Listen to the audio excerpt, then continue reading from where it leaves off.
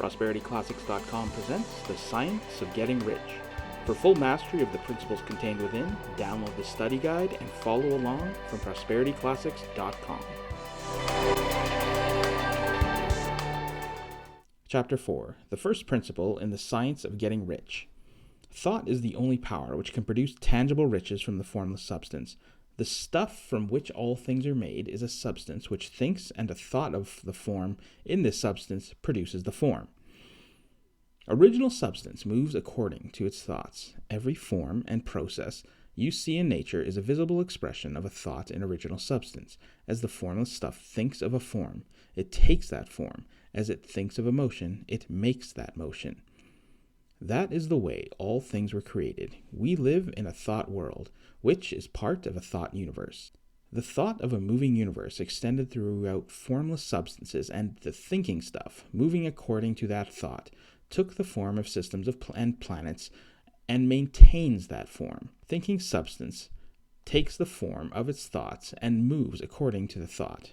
Holding the idea of a circling system of suns and worlds, it takes the form of these bodies and moves them as it thinks. Thinking the form of a slow-growing oak tree, it moves accordingly and produces the tree, though centuries may be required to do the work. In creating, the formless seems to move according to the lines of motion it has established. In other words, the thought of an oak tree does not cause the instant formation of the full-grown oak tree, but it does start in motion the forces which will produce the oak tree along established lines of growth.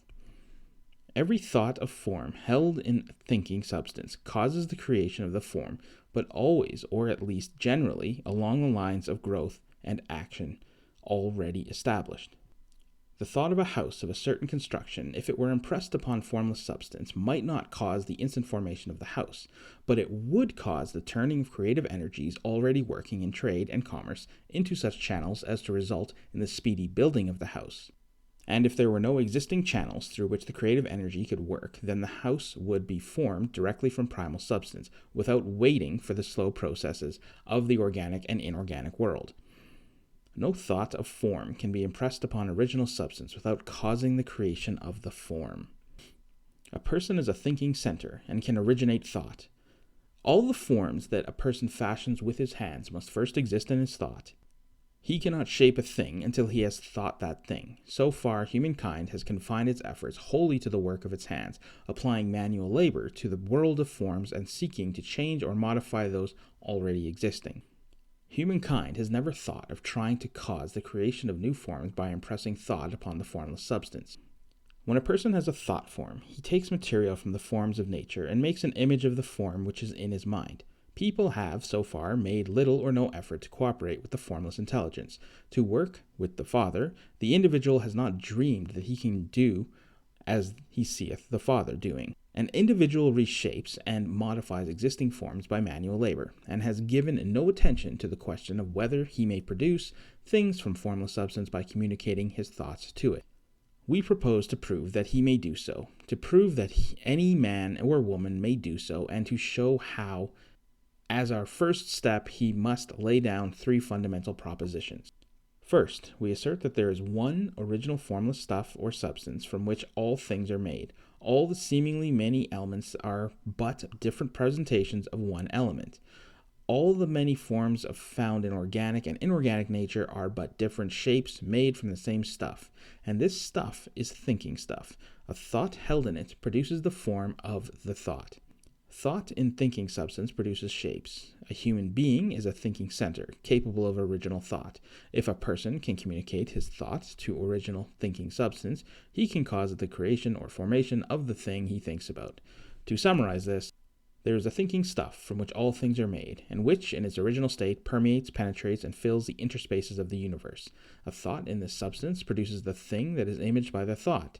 A person can form things in his thought, and by impressing his thought upon formless substance, can cause the thing he thinks about to be created. It may be asked if I can prove these statements, and without going into details, I answer that I can do so, both by logic and experience. Reasoning back from the phenomena of form and thought, I come to one original thinking substance, and reasoning forward from this thinking substance, I come to a person's power to cause formation of the things he thinks about.